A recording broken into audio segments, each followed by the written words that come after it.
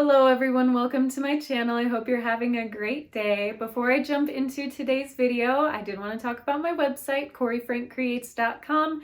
You can go there and sign up for my email newsletter, which is at the bottom of any page. Just put your first and last name and email address. And then once you click that link, check your inbox or your junk spam folder for the confirmation link email. Once you hit that confirmation link, you will get an update from me once a week. I also have my art shop on there. My art is printed on a bunch of different products, so I would love if you check that out as well. So just all the things I offer as an artist are on my website, CoreyFrankCreates.com. All right, today's video is a 10-minute painting video, and I use that term 10 minutes loosely because it was actually more of a 15-minute video. At the end of 10 minutes, I realized, ooh, there's definitely more work I could do with this to get it to a little more of a complete place. So that first 10 minutes is going to be in real time, and then the last 5 minutes I time-lapsed. You're welcome to follow along if you like, but if that's not your thing, just feel free to sit back and enjoy. So if you've seen any of my other 10-minute painting videos, this will sound familiar that I do not have an undersketch on them. We're working really quickly in just 10 minutes, and in this case 15 minutes, that instead of starting with an undersketch, the purpose is to just get paint down on paper and get a somewhat finished product to make you feel like you've had an accomplishment. So that's what this series is about, is just getting paint to paper and having fun with it. Now, full disclosure, I had a little bit of a struggle today with this video, and I did a bunch of drafts of like several different things, and things were not gelling the way I would have liked, but finally arrived at this sleeping puppy. And the reference image is linked in the description. It's from unsplash.com. They have copyright-free photos on there. So if you want to see what the original image looked like, you can go there. But you can see I'm starting out pretty slowly, and I started by laying down some water on the paper surface so that I could work wet paint onto a wet surface and have the edges be really soft. The whole idea of that was to have the paint that flows into the water create that kind of furry texture that you just naturally get around a puppy's nose and eyes, and well, any furry creature is going to have the fur. So this is what kind of creates that effect relatively simply with just a few strokes of the brush, because as you lay the paint down, you can see how those edges just fan out. And then if it's fanning out too much, you can take a towel. You see I have like a old handkerchief or something like that, that you just blot the paint so that it stops flowing into the water. And so that's a really great way to just create this kind of furry texture or feathery texture, however you want to use that.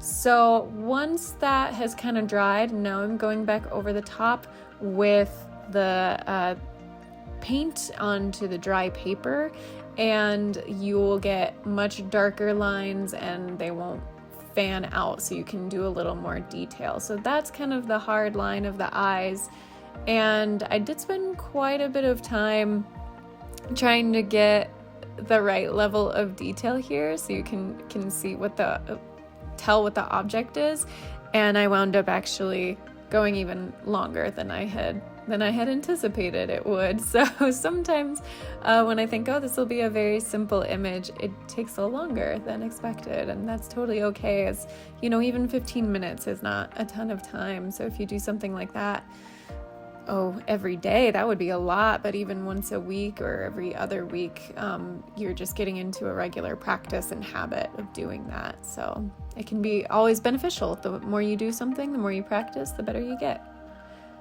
So I'm using black paint, and I apologize. I was at the time of day where the sun was starting to go down, and it reflected on my paint palette. I wasn't paying enough attention to realize the sun going down, peeking through my window, created a super bright glare on the paint palette. So apologies for that if that's a little distracting, but the paper itself at least is in decent lighting.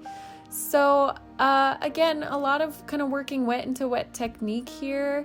I'm starting to put kind of some fur around the eyes, and this little puppy is a white, very fluffy, furry puppy, and so I'm trying to take advantage of all the kind of really furry textures that are going to happen here. So working wet into wet, using my towel and blotting up the excess paint when I need to, and then going back over with maybe darker details that don't fan out as much. And that wound up being just slightly too dark, which is why I blotted that paint up a little bit.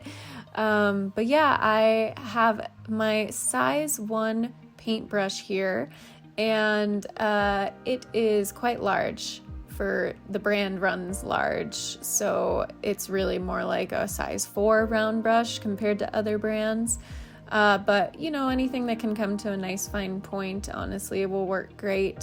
Sometimes even for laying down larger areas of water using a flat brush. I didn't do that this time just because, again, I was working so quickly. I didn't want to be switching back and forth between the 2 different brushes. But if you have more time and you're doing a larger painting, sometimes using a flat wash brush to put a bunch of water down can make things go a little quicker with really covering a lot of surface area at once with your flat brush and getting, just an even field of water before you apply your paint. So that can be really beneficial. And now that the nose has dried, I went ahead and went over with the darker coatings. You can see I still have that kind of fan of gray, which is the kind of muzzle right around the nose, the gray fur right around the nose. And then underneath, starting to paint that lip, which is just very in the photo, just a hint of it. So you have the really dark line and then kind of the gray fur above on the lip between the nose and the upper mouth.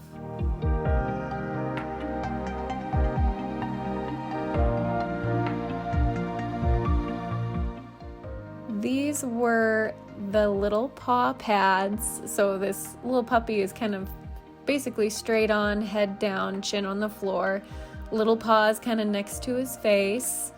And so that's what those little black dots over to the right side are. And then I'm adding in the nostrils and kind of some darker shading onto the nose with just really rich black. So not a lot of water in the paint. It's more paint than water at this point, just to make that color really, really dark and not have the white of the paper show through as much. And then same over here on the left side, the other paw of the puppy. So I went ahead and just painted in those little details, and I realized one of those little dots was a little too far away, so I cleaned my brush, got it damp, and then just rubbed it over the top of that paint, and then blot it up with your towel. And that is kind of a nice way to sort of lift the paint off the paper, almost like erasing it. So I moved that little final paw pad a little closer, and at this point you can kind of tell what it is. I mean, it's kind of like a little floating head and these random little dots next to it, which so now I realized I had to kind of flesh out the head.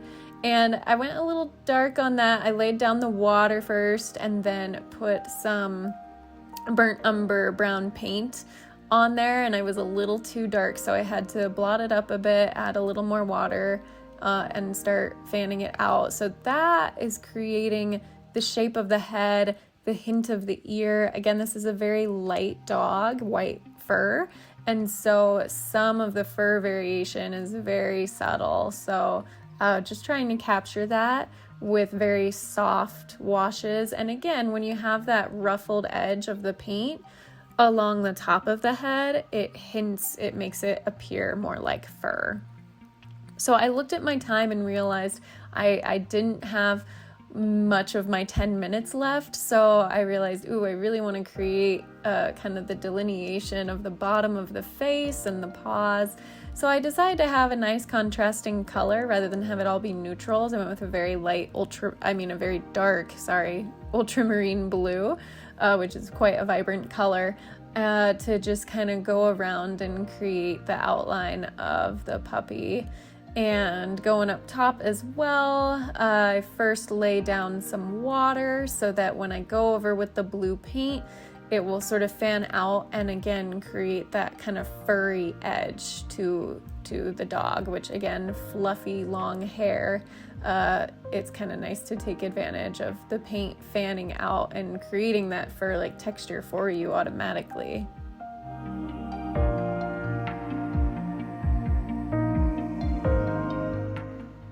And so just kind of a round shape-ish, and the on the right side of the painting there should be more like a bit of the tail and one of the back legs of the dog.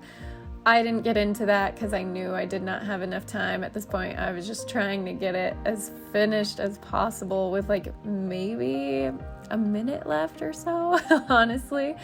So this was just for some final details, like the fur on the face, little variation there, so some extra coloring right around the eyes. But yeah, so now I'm just writing that signature, and honestly I went right about here. That was 10 minutes, or maybe even when I first started writing the signature, that really was the 10-minute mark. So I added the signature, and now I'm time-lapsing it for that final 5 minutes where I added some details, kind of fleshed out the face a lot more, that upper ear as well, and just added a little bit of fur-like texture on the legs and expanded the blue surroundings, so again it just looks more complete. And adding those final fur details on the face, and then I do finally add the dark shadow to sort of ground the dog a little bit, a fun little splatter on there to fill the page, and then that's the final piece.